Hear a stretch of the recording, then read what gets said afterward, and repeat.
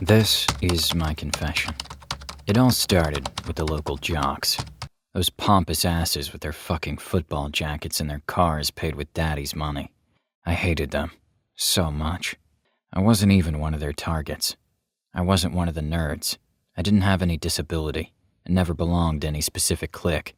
I was normal. Or, at least I tried really hard to appear that way. You can get away with anything when you're a regular kid.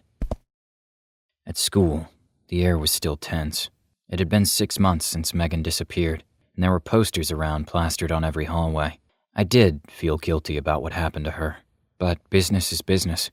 The money was just too good, and if I ever woke up thinking of her, I'd just tell myself, you're just a middleman. That's what you are, just a middleman. And right now, you're not even that. Right now, you're just Pete. Everyone called me Pete, and everyone called me a friend. What they didn't know about me is that it's all a farce. Pete's my name, sure, but over the last few years it's become more of a character. Pete is my shield. It's the thing that keeps me safe. During the day, I wear Pete's outfit and his winning smile to school. I volunteer to help out in the afternoons. I even go to church with my grandma every Sunday. But when I come home, I remove the Pete outfit, and I can truly be myself once I open up my laptop. It takes a lot of know-how to do what I do, so I'll spare you the details. But I'm sure that at some point you've heard of this dark web, this whole section of the internet that you can't access without regular means. Since people can't access it normally, it's become a hub of illegal activity. While some users get in there only because they value their privacy, many others do it for far more nefarious purposes. And this is how the world works. There's a need, so the market finds a way to fulfill that need. I began that night pretty late. I was invited to a party, so I had to go. I kept to myself, speaking to a group of people, when one of the jocks, Mike, took me to the side with a beer in his hand. "Hey, Pete, my man!" He wasn't slurring his words just yet, but he had been drinking. I could feel it in his breath. He had his arm around my shoulders as if we were lifelong friends. I awkwardly got myself freed from him. "Hey, Mike, how are you?" I tried in a calm tone of voice. Had he been sober, he would have caught the annoyance in my voice. "Hey, I'm cool. So, listen, I hear you're like good with computers and shit." I was. It was one of Pete's hobbies. He had to be known for something, so that's what I was. A computer guy, who dressed well enough not to be called a nerd. "So, there's this party I'm throwing at my house next week. You're invited, by the way." "Great, another one of these. And we're looking to score something really special, you know what I'm saying?" Of course, everyone knew that Mike and all the players in the football team were massive junkies. How they were never caught with one of those surprise urine tests is beyond me. I nodded and he continued. "Thing is, my dealer's out of town and I need to get something ASAP. And I heard you may know a guy who's into some shit." The way he said that gave me pause. What does he know? If there were any insecurities, I managed to keep them from showing on my face. I tried to deflect. "Hey man, I have no idea what you mean. I'm the guy you call if your printer's broken. What does this have to do with getting, stuff for the party?" He looked at me and said, "I heard you know about the dark web. You can access it. I know there's all sorts of stuff there and I was hoping you could help a friend out." "Since when are we friends?" I nearly asked. At that moment, I was going to make an excuse and leave. But then, I thought, Mike is rich, his family's loaded, and I did hear those rumors. I think he's into some shit too. Plus, he's an ass. It'd be fun to take him down a peg. "Okay, so here's the thing. I don't know anything about that really, but I may know a guy who knows a guy. I'll ask around and if they're up for it, they'll reach out to you," I said. Mike's eyes lit up and he smiled. His cheeks were redder now. "That's my man!" He patted me on the back and went back with his people. Later that night, I returned home and fired up my system. Have you heard of those dark web mystery boxes? Those are fake. The real dark web is a lot worse than something you'll see on some YouTube channel. Far, far worse. And I should know, because that's how I earn my living. I can put you in contact with dealers of any substance. Illegal weapons, contract killing, you name it. You pay me, and I keep the money safe until you get the service. Then I send the payment to your seller, and everyone's happy. All I ask is 10% of the transaction. It may not sound like a lot, but earning the web's trust is difficult, and I'm a man of my word. I made hundreds of thousands of dollars in all sorts of digital currency. If all goes well, by the time I'm 18, I'll be a millionaire. I reached out to Mike via email. He answered asking me how I got his info, and I said he shouldn't worry about that. I asked what he was trying to score, and he said he was looking for psychedelic mushrooms, a particular kind that you can't get in the US that would be expensive. But, as always, I know a guy. I reached out to the seller. They gave me the price, and I got back to Mike, explaining everything. He sent the money, even though the price was very steep. The seller got to work. Mike sent one last email, asking me to let Pete know he should deliver the goods himself to the party on Friday. I was sure to let him know that this would not happen. He seemed upset by it, but the transaction still went through. Mike had been stupid enough to use his school email for this. Jocks are not very smart, I suspect, and having his email address allowed me to mine for some of his personal information. Now, he had a purchase of an illegal substance tied to his school ID. I had broken into the school database a million times, so collecting all his info and tying him to the purchase was easy. Not even all of Daddy's lawyers could help him. I spent the rest of the week putting everything together in a single encrypted file, which I'd send to the FBI anonymously, along with the key to decrypt it. But I noticed strange behavior on my computer. Files were in places where I never put them. My system would randomly freeze, and several times it crashed for no reason, forcing a reboot. That Friday, I woke up to a message in my inbox. "We know," it said. A chill ran down my spine. The only thing I could think to do was to move all my crypto to an external drive and take that with me somewhere safe. I disconnected the whole system and took it to my car. I drove around the inner city until dark, when I found a homeless encampment. Some of the homeless were warming their hands to a fire that raged inside a can. I went in and dropped my laptop and the rest of my equipment into the pyre. When I drove home, I saw them from a distance. Several black vans, red and blue lights, and men with FBI coats coming in and out of my house. I was too late. I drove away as fast as I could, my mind racing, asking myself how the fuck they were able to catch me. I'd been so careful. My phone rang. Unknown number. As a rule, I never answered my phone, but curiosity got the better of me. I needed to know. "Hey, Pete." It was Mike. His voice was different now. Cold, calculating. But he also seemed to be enjoying himself. "What the fuck?" He interrupted me. "She was my girl, Pete, and you fucking sold her out to some asshole half a world away. Like she was a product on a shelf. How does he know?" No, I didn't. What the fuck is happening, Mike?" I asked. He just laughed. "You're getting what's coming to you, you sick fuck," he said. "I've been working with the cops for months. When Megan went missing, the feds began investigating everyone at the school, and apparently they found some odd traffic in your house. All they needed was a way in, and that's when they approached me. I begged them to let me help, actually. My heart was about to explode in my chest. I was gasping for breath as I stepped on the gas and began to drive faster and faster. "I have no idea what's happening," I shouted, but Mike just laughed. "They've got it all, Pete. When you wrote to me to make the sale, you were actually talking to an agent. I have no idea how they did it. They got into your system. They got it all. I'm not buying your act anymore, Pete. By tomorrow morning, everyone at school will know the kind of monster you are," he said bitterly and hung up. The truth is, I did know what had happened to Megan. There was an interested party overseas, trying to get their hands on a young white girl. I never asked what for, but I imagine it wasn't pleasant, and I really hated Megan and her friends. She was very pretty, so when I showed pictures to the buyer, he immediately sent the payment.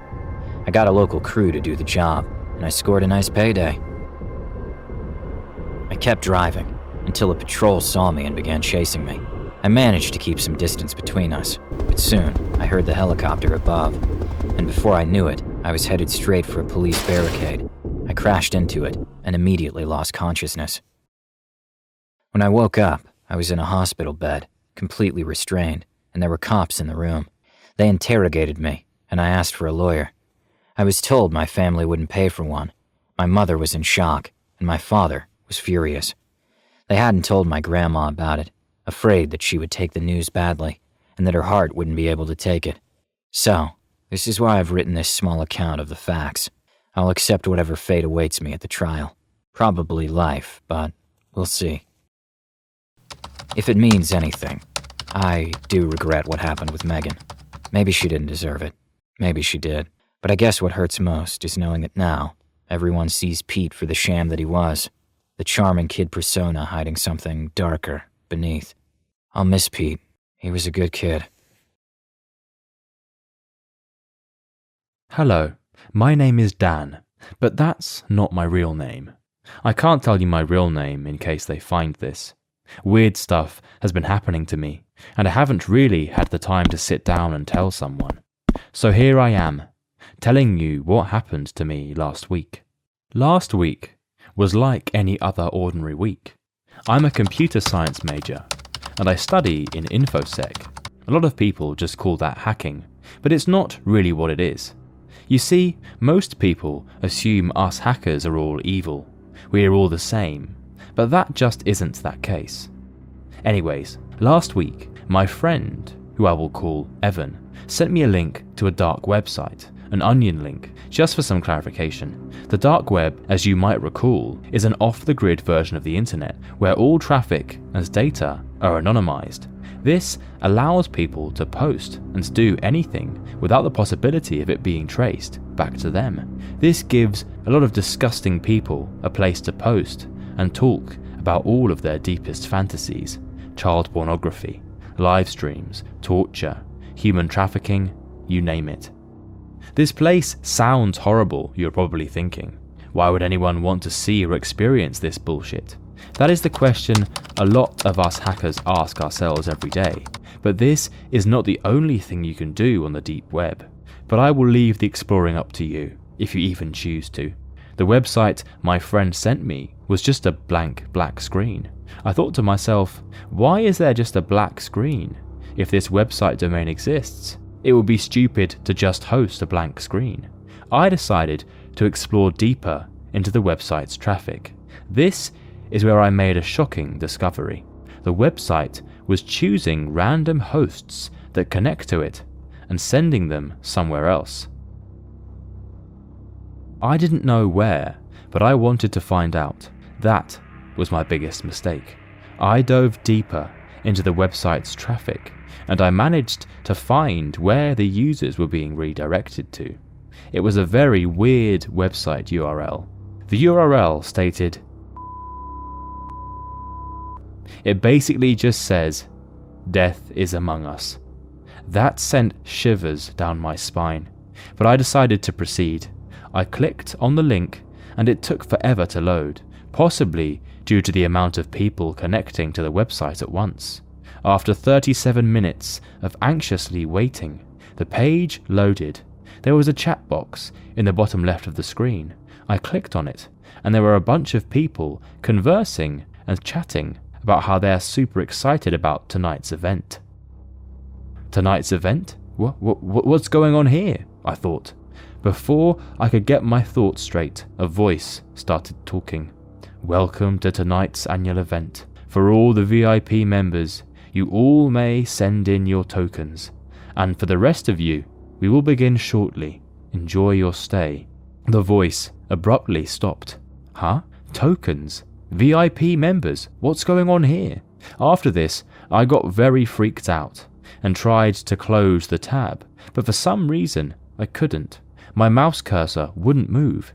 I tried using keyboard shortcuts, Ctrl-W, Ctrl-Shift-Escape, not of it worked. Then a second later, I received a text on my phone, an unknown number I didn't recognize. If you did not want to watch, then you should not have bypassed our security wall. Security wall? But there wasn't. I was cut off short by a woman screaming coming from my headset.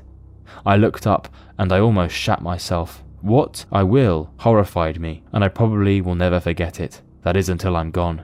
There, on my computer, showed a young woman, maybe about 16 or 17, strapped down onto a table with cuts and lacerations on her wrist.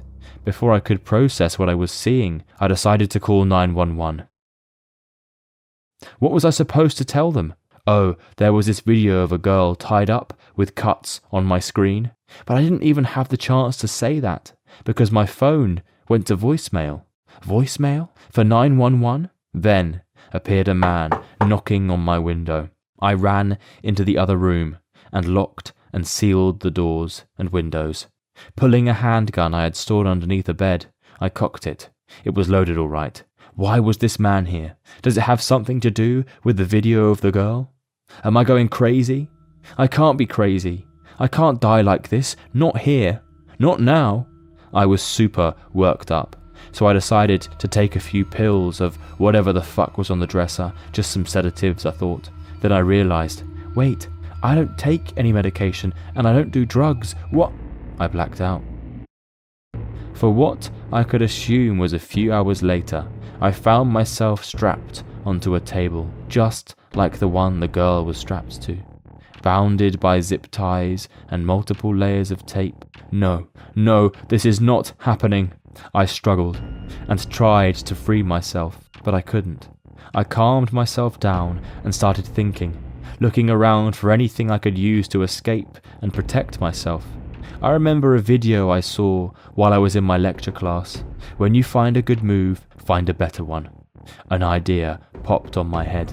Make him screw up. He came into the room but didn't talk. I asked him a bunch of questions like, where am I? What is this? What are you going to do to me? I pretended to be panicky.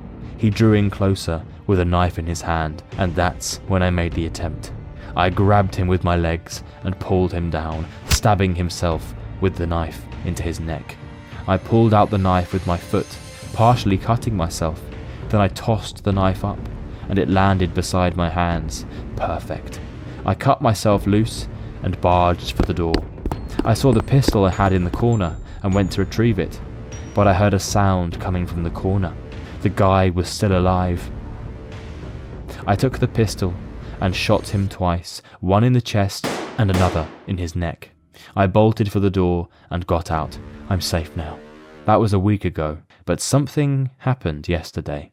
I keep hearing knocks on the windows and doors of my house. This is why I'm writing this. I hope people will find this and help me, because soon I will probably die. I've been running for a while, but I feel like they will find me. Pray for me. Pray that this evil doesn't find me. Pray that we will all be okay. Good luck to you.